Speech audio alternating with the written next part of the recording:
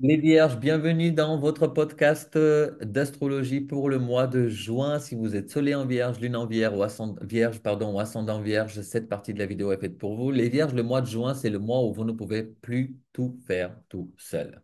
Ok, c'est-à-dire que ce mois est comme une alarme douce, mais qui insiste. Vous n'avez pas à tout porter, les Vierges.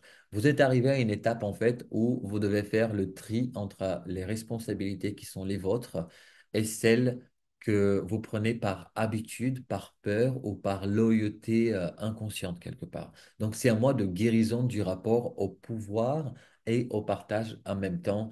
Les vierges, je vais vous en dire un peu plus dans quelques secondes. Juste avant, dans le descriptif de ce podcast, vous allez retrouver le lien pour ma masterclass qui s'appelle La clé de ta prospérité.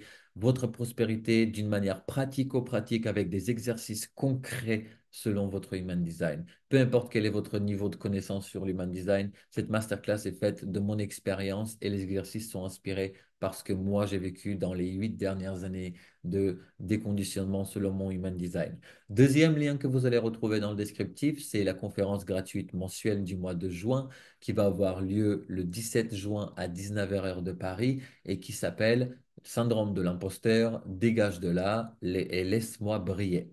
Et la troisième chose, bien sûr, c'est la newsletter de Cantorion où chaque semaine vous recevez les événements astrologiques pour la semaine à venir et comment ces événements vous impactent sur les mois à venir.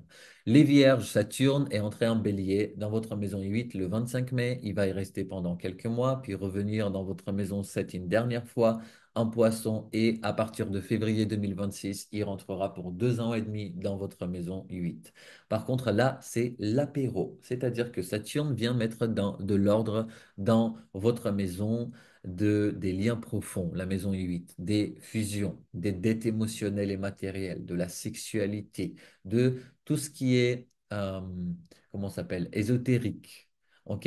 Vous êtes poussé en fait à revoir la manière dont vous vous investissez dans les relations intimes, dans les projets communs, dans les ressources partagées. La maison 8, c'est aussi les héritages, les dettes, comme je vous ai dit aussi. Et les dettes pas que émotionnelles, c'est aussi les dettes financières. Vous ne pouvez plus faire semblant, en fait, les vierges. Vous ne pouvez plus porter seul ce qui appartient à deux ou à trois, peu importe.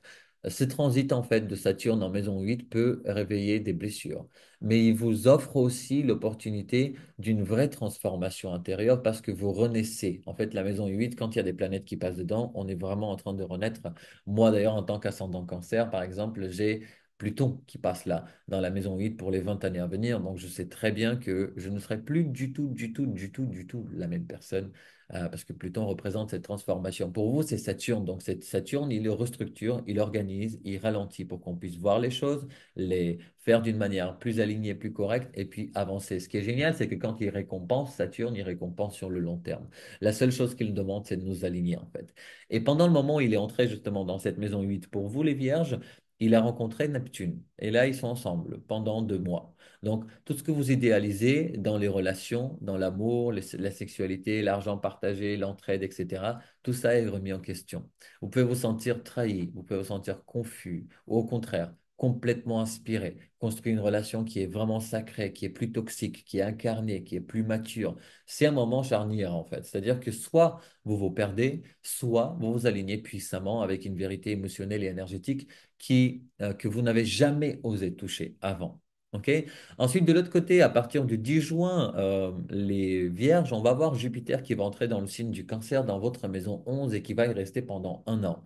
Et là, la lumière revient ici. Jupiter vous ouvre les portes en fait d'un nouveau cercle, d'une nouvelle vision collective, d'un avenir à rêver ensemble quelque part. Donc c'est un moment de reconnexion au groupe, reconnexion à votre mission, à votre place dans le monde en fait. Vous n'avez pas à traverser cette mutation seul. Jupiter vous dit regarde autour de toi, l'aide est déjà là. C'est le moment juste de vous ouvrir en fait à des collaborations qui seront puissantes, alignées et inspirées.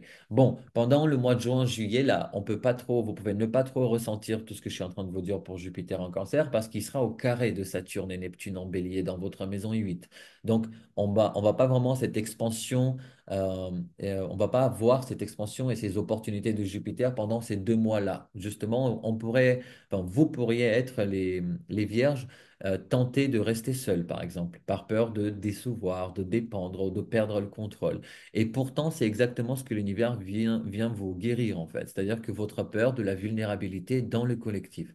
Donc, vous pouvez rêver grand, mais à condition de ne pas le faire seul contre tous, en fait. Ce mois vous apprend à faire confiance sans vous perdre. Et ensuite, à partir du mois d'août, là, quand ne sera plus en tension au carré justement de Saturne et de Neptune, là, vous allez commencer à beaucoup plus respirer, en fait, et à vous sentir beaucoup plus libre sur ces domaines-là. Les exemples concrets de manifestations possibles, les vierges, c'est vous pouvez décider de clôturer une relation, par exemple, ou en partenariat, ou de donner justement tout sans retour pour vous ouvrir à des liens qui sont beaucoup plus équilibrés. OK?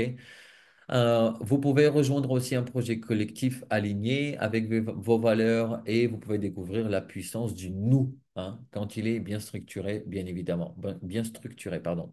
Voici 5 conseils pour incarner ce mois de transformation, les vierges. Le premier, c'est faites un audit énergétique, c'est-à-dire demandez-vous ou observez-vous où perdez-vous votre énergie dans les liens déséquilibrés. Deuxième chose, osez demander de l'aide pendant ce mois de juin. Ce n'est pas un signe de faiblesse, en fait, c'est une preuve de maturité, les vierges. Et troisième chose, partagez vos idées. Vos rêves ont besoin d'être entendus par les bonnes personnes. Mais si vous ne les partagez pas, bah, on ne peut pas les entendre. OK? Quatrième chose, quatrième conseil, c'est libérez-vous des dettes qui sont invisibles. Vous n'avez pas à payer éternellement pour être aimé et pour être reconnu. Ceux qui ne vous acceptent pas comme vous êtes, ils n'ont rien à faire dans votre vie. Et cinquième point, c'est alignez-vous à une mission qui est collective. Jupiter, dans cette maison 11 justement, vous pousse à servir plus grand que vous, mais sans vous effacer vous-même. OK, les vierges. Et juste avant qu'on se quitte, pour chaque signe, je donne un mantra pour le mois de juin. Pour vous, voici votre mantra. Je ne suis pas seul, je mérite des liens qui nourrissent et qui m'élèvent. Je transforme ma vérité en puissance partagée. Voilà pour vous les vierges, prenez soin de vous. Merci beaucoup pour votre écoute. Je ne sais pas où est-ce que je vais vous retrouver, dans la masterclass ou dans la conférence gratuite du mois de juin ou dans la newsletter, peu importe, ça me fera plaisir où que ce soit. En attendant, prenez soin de vous. Je vous embrasse fort, je vous aime et je vous dis à très très vite. Bisous les vierges.